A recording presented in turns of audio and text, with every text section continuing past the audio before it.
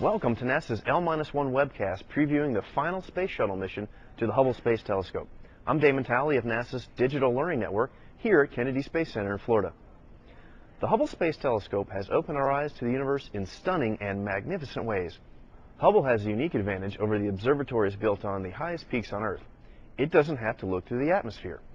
That means it sees galaxies, planets, and the birth of stars just as they happened with no distortion. Atlantis and its crew of 7 plan to take that view of space and make it even better. Coming up, we'll show you how the STS-125 astronauts are going to upgrade the telescope. Later, we'll examine imagery in art and culture. Plus, Dr. Mario Livio of the Space Telescope Science Institute will answer some questions about Hubble and its impact on science around the world.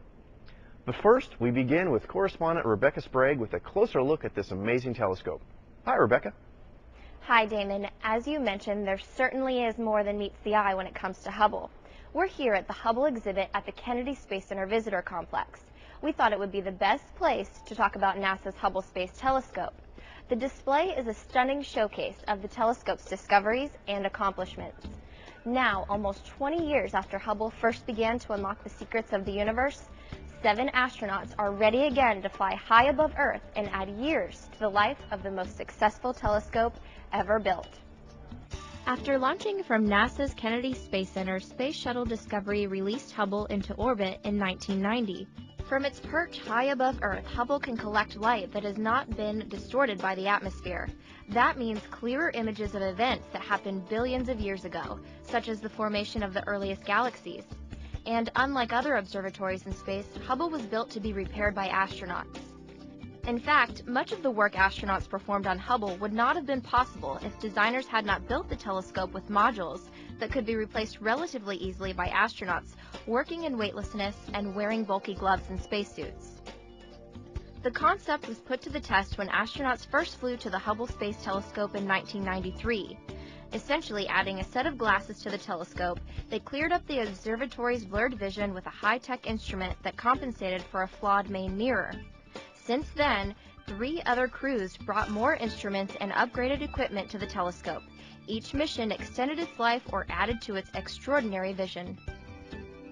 Now it's STS-125's turn to upgrade the observatory. As you may recall, Atlantis was ready to fly this mission in October 2008. It was poised on the launch pad when a critical module already in the Hubble gave out.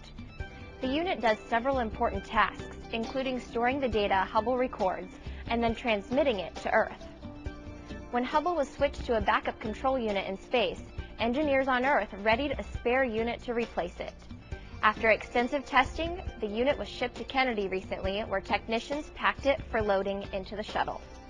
The astronauts meanwhile adapted their plans and added the control unit to their already crowded to-do list. For a closer look at how the astronauts will make the upgrades, we'll send it back over to you, Damon. Thanks, Rebecca. It will take 5 spacewalks, each about 6.5 hours long, to install new instruments, guidance equipment, and that control unit during the 11-day flight. This is how the spacewalkers will upgrade Hubble during the mission. It will take about 2 days for Atlantis to catch up to Hubble and capture it using the shuttle's robotic arm. Then, working in teams of 2, one spacewalker will stand on a platform at the end of the robotic arm. He will hold the large instruments while an astronaut inside the shuttle's cabin moves him around the telescope into place. There is little room for error, especially with instruments as delicate as those of the Hubble. That's why the astronauts have practiced the exact procedures precisely since being assigned to the mission 2 years ago. With the new instruments, astronomers expect to see deeper into space than ever before. They expect to look closer at the atmospheres of planets outside our solar system and maybe find more planets like them. And all the maintenance will keep Hubble going strong until at least 2014. Rebecca takes a closer look at what Hubble has given us already. This is the Hubble Ultra Deep Field, perhaps the most famous photograph the observatory has taken. Astronomers pointed Hubble's powerful lens at an area of seemingly empty space and found thousands and thousands of galaxies, some as they were being formed more than 13 billion years ago. In cosmic terms, it's like a baby picture of space. In early 2008, Hubble recorded the first signs of methane on a planet outside our solar system. Methane plays a vital role in the chemical reactions that lead to the development of life. All those discoveries require a powerful lens and cameras, but they also require a spacecraft that will not move even slightly while floating in the vacuum of space. Here's Damon to show you how it works. Thanks, Rebecca. Everything from pointing itself at a tiny piece of space to turning its lens away from the blinding light of the sun is controlled by a set of spinning wheels called gyroscopes. With them, Hubble can turn itself in all directions and, just as importantly, hold still. They work on the same principle as a bicycle wheel. At rest, the bicycle wheel is easy to move from side to side, and it will fall over if held up from one side. Spinning the wheel generates rotational inertia, and it becomes difficult to move it from side to side. You can really feel the difference. Amazingly, the wheel stays up when held from one side.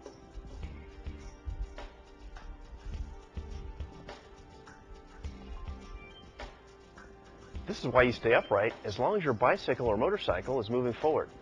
This is also why a spinning top stays up. To demonstrate how Hubble uses the gyroscopic effect to turn itself in space, I'll stand on a reduced friction surface. Now, a much safer way to try this at home is by sitting down on a swivel chair. Hubble uses electric power to spin its gyros and to turn them from side to side. One must apply a force to turn a wheel on its side. Newton's third law of motion, action-reaction, kicks in and spins you around.